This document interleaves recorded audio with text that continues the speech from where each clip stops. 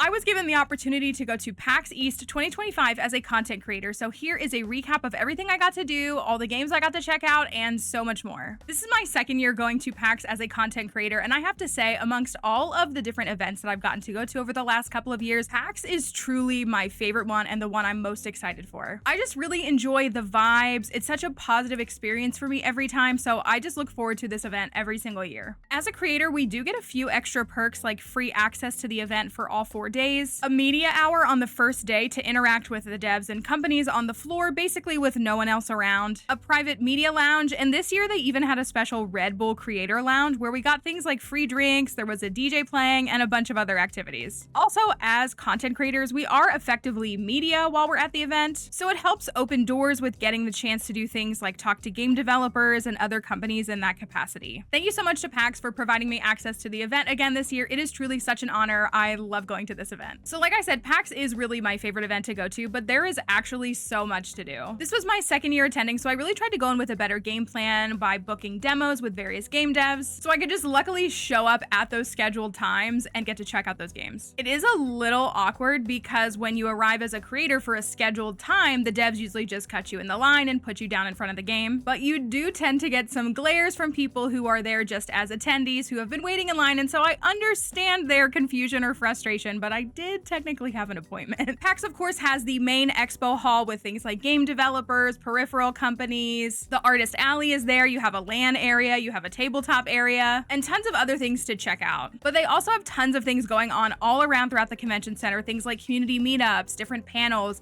and all kinds of other activities, basically at any point of the day, even when the expo hall isn't even open. One thing I do love to experience every year is the Pokémon Play Lab. If you've never been to the Play Lab, it's a chance to learn competitive gameplay either in VGC or TCG or both, and is for trainers at any and every level. I've personally played VGC, Go Battle League, and Unite competitively, but I've never really dabbled in the TCG much. But the professors who walk you through how to play are super kind and informative, and it's really a fun experience, and in my opinion, not at all intimidating or overwhelming. You do also get a reward for completing the Play Lab, and this year it was the demo deck that we got to play with when we were actually in the lab, as well as this official Penny Arcade Tatsugiri pin. We did get the curly form at PAX East last year, and now that I have that and the stretchy form, I really want to see if I can seek out the droopy form, which was the reward at the PAX West Play Lab last year, which I did not attend. So if anybody has any connections, let me know. Pokemon was actually also selling merchandise this year, and they were also giving out for free these Evolution hats. Of course, I made sure to grab a Flareon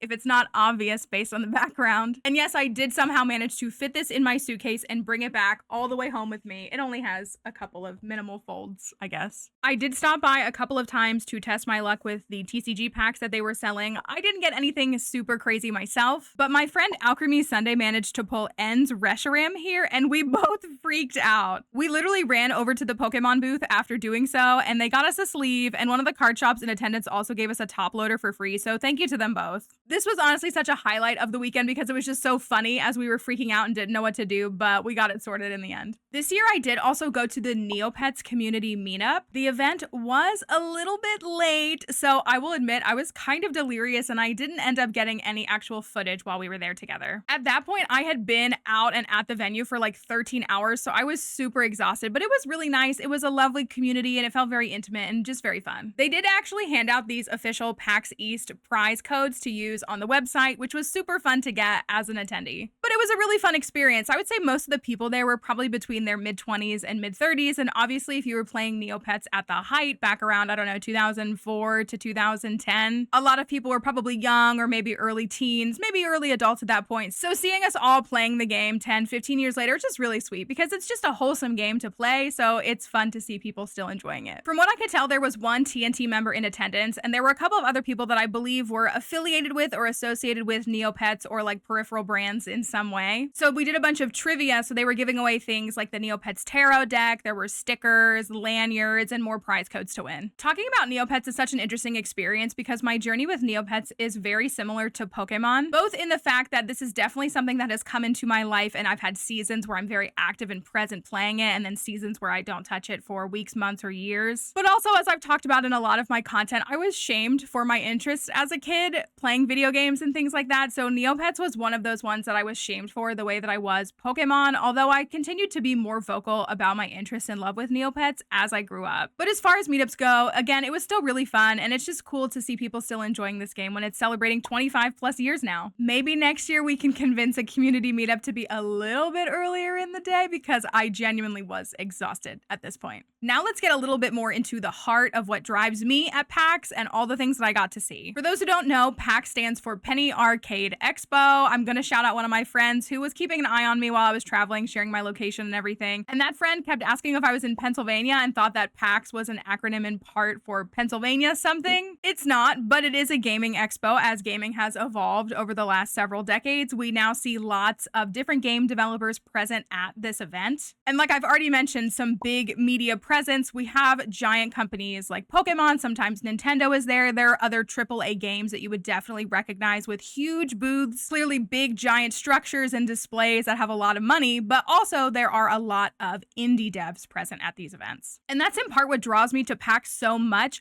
I love this event because it's an opportunity for me to find indie game devs and indie games that I might be interested in. I get tons of inbounds from indie devs on a regular basis, but it's so hard to always keep the ones that I might be interested in on my radar. And a lot of times I find games that I wouldn't have found out about otherwise when I go to events like this. So it's really nice to be able to just walk around the expo hall. Again, I have the opportunity to be able to meet with devs directly by scheduling appointments when they reach out to me.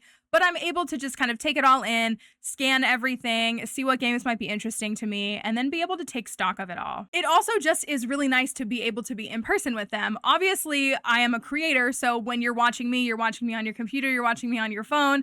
So it's through a screen, it's digital. I mean, I have plenty of email communications and plenty of really high quality and authentic communications with tons of people. But it is nice every once in a while to be able to go to a place, to shake someone's hand, to be able to speak with them face to face, to stand there next to them.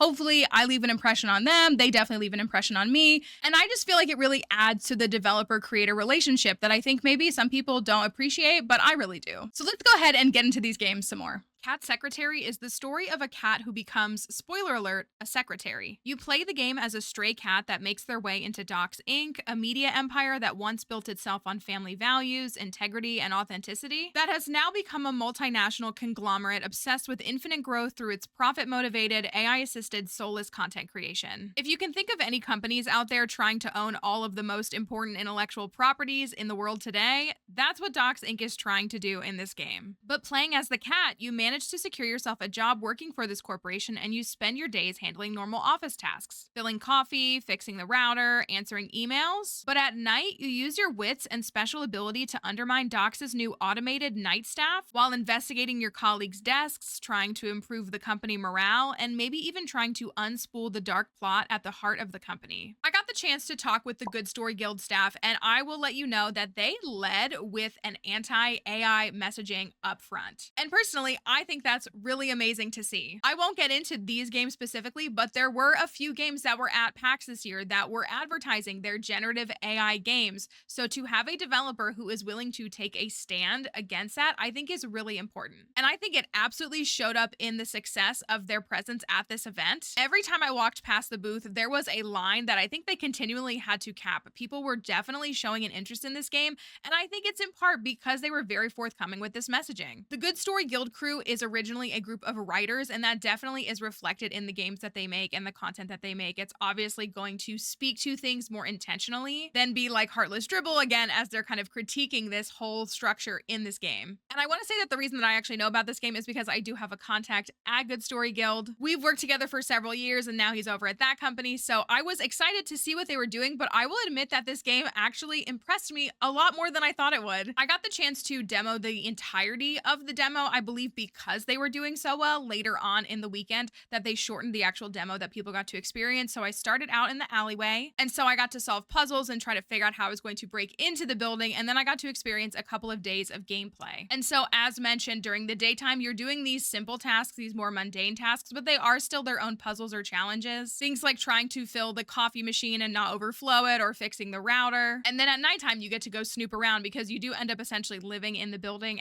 as a cat. And again, as they're very much taking this stance against things like AI and this corporate greed and everything, you see that reflected very quickly in things like the emails you read on the first night. I'm pretty sure that the very first thing you see is an email that's talking about how they're basically laying off a big portion of the staff, and it's basically like, too bad, so sad, like you're not really going to get any severance, and oh well. And then again, over the next couple of nights, you get to explore the building a little bit more. You're trying to learn about your coworkers and stuff so that you can try to help those who are still here, but also learning about the company. So you go through like the company museum and see the things that have built its history so you can understand it more. Like I said, I think this game was great. I was really happy to wishlist it. I was so excited to see it. This was the very first game that I got to demo, so it was a great kickoff for me for the weekend. And I think it's going to be a real joy for the people that choose to play it. Next up is Soulmates. Steer, shield, and blast your way through space in this chaotic co-op party game. Think things like Overcooked, but in outer space. I got the chance to demo this game with a group of other folks, including my friend Melons, and it was super fun. I personally love chaotic party games, and you had a lot of tasks to manage and figure out, like charging the ship's batteries, loading the weapons, and managing the shields. Games like this are always super fun to me. I love to be able to jump in and create all kinds of chaos and mix things up, but this is obviously a more collaborative game, so you're trying to work together and manage all the different moving parts to ensure you stay alive, basically. The character models are really super cute. They kind of have like a Baymax looking energy, and because you're in outer space, the way that they move is also different, but it's super fun, and I feel like it was a really good take on all of that. The demo we played had us go through, I think, about 15 minutes of gameplay, basically like one whole round. So we started learning how to use the ship, and then we were loading things up, and then we would deal with monsters coming around from all different angles, but we ultimately played until we got to a boss fight that we did manage to win, by the way. There's intervals with things like stopping at the store to upgrade your weapons and your items, and then of course there's so many different tasks that you're always running around and trying to do all the different things all at once. I think this is going to be a great party game for people. If you enjoy playing games like this with this kind of energy with your friends, I'm sure this will be another one that'll be super fun to play. I can't remember when this game is coming out. I believe it's not coming out until at least next year, but it's definitely one to keep on your radar because it's going to be a good one. Light Haze World is a cozy puzzle adventure game where you move through a world that's inspired by the Tasmanian wilderness, where the main character Nim is dealing with things like fear and anxiety, and it transforms the world around them. But their dog is basically their anchor in life, so when they lose Chewy, it's what causes the world to transform, and they have to overcome those feelings and difficulties to find their furry best friend. I have to start by saying that the game devs for this were literally the sweetest people I met the entire weekend. I felt so bad getting to my demo because I was scheduled to demo the game at 10 a.m., which is when the expo hall doors open, and as a content creator, I am given access to things like press entries. So when I tried to use those press entries to get into the expo hall on the day of my demo, they told me no. I showed them my badge and they made me go through general admission, which is not something to say I'm too good for that, but I was planning with the mindset that I'd be able to get in the doors right away. So that meant that I was running super late to my demo. I got there about 15 minutes late, and I apologized profusely, and I told them I tried to get in and they wouldn't let me, so they were super understanding. They still, of course, got me in, and they were so lovely to interact with. I really liked the message of this game. It reminded me of a game I played last year called the Collage Atlas that kind of expressed similar emotions with essentially little to no dialogue, and I think when games can lean into emotions, it's really impactful. The puzzles and movement of the game is supposed to be somewhat non-linear, and from what I played, I really felt and enjoyed that. There weren't things like timers or urgency in the game, and if I remember correctly, the game is completely combat-free, so it really is just about experiencing the story and the narrative as a whole, which I absolutely love. I also think messaging like this is always a great opportunity for people to express themselves, to feel things, and I think it's really great when we see this reflected in all different kinds of games. And of course, as referenced in the beginning, the game's design is heavily inspired by the Tasmanian wilderness, and I'm really excited to see that in its full capacity, because even though of course I love games that do things like delve into history, especially when we get to see history of different cultures, I also just love getting to see different places, different cultures reflected in games as a whole. It can be really easy, I think, for people in places like America to forget how different the world is all around, and so when we have those little presences in places like games, I think it's really impactful. This was a really great one to play. Again, the devs were so sweet to me. They even gave me a t-shirt to take with me, and I really love this. I'm looking forward to getting to play the whole thing in the future. Undusted Letters from the Past is a game that I've had on my radar since it was featured in a Wholesome Direct last year. This is a casual game where you play as the character Adora and you clean and restore dirty items. As you do, you reveal the story of a long neglected house and seemingly her family's history alongside it. The game definitely has some satisfying ASMR feelings and vibes, and I did also have fun trying to 100% every object, which is definitely harder than it looks. This game was very soft and gentle, and like I said, I've actually had this game on my radar for almost a year at this point, so it was really fun to get to demo and experience a little bit more of it. The demo did give you a chance to clean a few of the objects, and like I said, you were trying to get it, I think, typically to at least 90 or 95%, so it was actually a lot harder than it looks because you think you have the object clean and you've missed many spots. But it was good. Again, I was drawn to this game originally because it looked like cleaning artifacts and talking about history, and I'm sure it's going to be a personal history reflection collection, but I still think it's a really cool premise. You did in the demo get to see a couple of spots where when you did something like finish cleaning an item, it would have like a flashback showing the playable character as a child with that item again. So I'm guessing this is going to be a really story-focused game, and I think that'll be a really great way. I feel like this is a game that will make me cry, and it's not the first one that I'm going to talk about today, and definitely not the last one. So I'm excited to see it come out in the future. I think it's going to be a super fun one for people who like these kinds of games. Strings Theory is a puzzle arcade game that you play at a subatomic level as the particles of life itself. The game is, quote, inspired by the romantic side of physics and contains over 50 brain-twisting levels for you to play. I absolutely loved this game, and I am not kidding when I say that I sat down to demo it and probably demoed for about 40 minutes, but I would have been content sitting there for a couple of hours. It's really a pretty simple and straightforward game, a logic puzzle game with abstract characters that you can either play in single player or up to 3-player co-op, and each of the playable characters has a different skill you have to use to move through the various levels. The game is very gentle in its approach too, like if you basically mess up, it'll recommend you restart the level, but the levels aren't 45-minute investments each, so it's not too big of a deal to do that. The devs for this game were also incredibly sweet and so nice to talk to. I believe they were part of an entire group of devs that came from Poland, and actually part of their presence at PAX was because they were launching the game on console on the first day of the event. The game is actually available to be played now on Steam. It's been out since I believe 2021, but they were releasing it on console, so it kind of all lined up together really nicely. I do think this game is perfect for something like the Nintendo Switch, so I can take my console with me, maybe go lay in my bed or on the couch, watch some TV, and enjoy the puzzles. I really, really loved this game. I'm definitely going to be picking it up both on Steam and on my console to play later. I think this is going to be a super fun one. So it's available now compared to most of the others, which are primarily going to be demos or things that you can only wishlist right now, but this is one that you can get literally today. The next 2 games I got to check out were actually from the same game developer, and they had 4 or 5 different titles that were there, and they were all very different. So I thought it was just really cool to see a studio that had a multitude of games, so there was literally something for everybody. So I ultimately had interest in 2 of the titles, and they were definitely some of my favorites. Constance is a 2D hand-drawn action-adventure game where the playable character is a paintbrush-wielding artist. The world she's trapped inside is one that is colorful but seemingly decaying as it's created by her declining mental health. This game was definitely a fun platformer-style game that might feel similar to games like the Ori franchise, but of course we've got a paintbrush as our weapon of choice instead. The demo was really great, and I'm willing to admit that I actually got stumped by part of the demo I was trying to get through, so I enjoyed that because I enjoy the difficulty of it. I really like the art style of this game. I don't know if this is a thing, but it kind of reminds me of like Cartoon Network vibes, think like Powerpuff Girls and Ed, Edd and Eddy. But in this game, you not only use the paintbrush to actually get through the game, but you also do things like become the paint with the mechanics to help you flow through dangerous areas and get around. The part of the demo I played didn't show this, but there are actually painting activities, it seems, at certain parts of the game, so I'm really excited to see those in action down the road when the game comes out as well. I'm also admittedly really invested in the backstory myself. I've talked on my content channels a lot about my own mental health experiences, so if they're going to be exploring that and reflecting that in the gameplay and story, I'm sure that's going to speak to not only me, but a lot of people. This is another one that if that's the case and they really hone in on that, I'm sure it will make me cry, but what else is new? I also just really vibed with the playable character as well. Something about her plucky presence that I really liked. Or maybe it's the fact that she has bangs and purple hair, so it's similar to me and a callback to my purple hair era. This was a really good game. I'm sure that if you enjoy things in this genre, you're gonna like Constance as well too. The Berlin Apartment was probably the most impactful game for me this entire weekend. I mean, it is a narrative-driven game that covers a piece of history, so the writing was already on the wall. Anyways, this game tells the many stories that occur inside one apartment over the course of an entire century in, as the name suggests, Berlin, Germany. There seems to be one main anchor point in the modern day where a handyman is refurbishing the apartment after many years of decay, and during his renovation work, he digs deeper into the history of the apartment. I believe the developer told me that this game is going to be broken up into 5 chapters or episodes, so I'm assuming that each episode will probably focus on one of the stories from the past. During the demo, we got to play as an older gentleman who, as you can see in this shot from the game's window, takes place during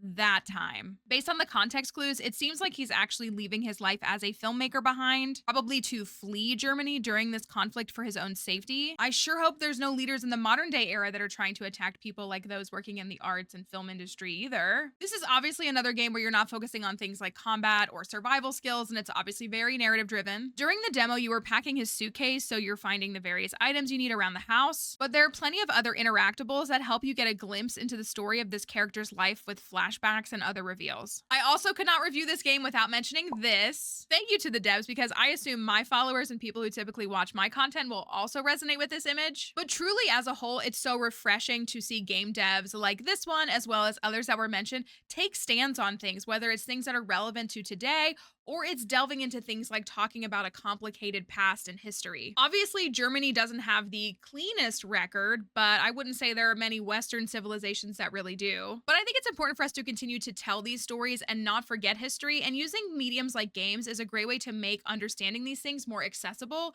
and also remain present in our daily conversations. Remembering the reality of what was actually endured is an important way to make sure that we don't ultimately repeat those things. So that is the summation of my time at PAX East. Hopefully you found this informational. Hopefully if you like the kinds of games that I do or the kinds of games you see here, maybe you saw some that you'd like to check out and wishlist. Wishlisting is always a really great way to specifically support indie devs. It helps them a lot. So if any of these games are intriguing to you, be sure to go over to Steam, wishlist them, and keep them on your radar as well. Once again, thank you to PAX for inviting me as a content creator. It is my favorite event to go to. I'm hoping I'll get to go again next year. Hopefully you enjoyed watching this as well. If you want me to do more long-form content like this, talking about the various events I go to, let me know in the comments, because it's definitely something that I could work in. I'm going to be sure to link the various games down in the description below as well, so if you want to check those out or follow them and watch their progress, this is a great place to find all that information. But thank you as always for watching. I know my content has been a little bit missing the past month or so, but I'm hoping to ramp it up again more soon. So be sure to hit that subscribe button if you like what you see here, and we will see you in the next one.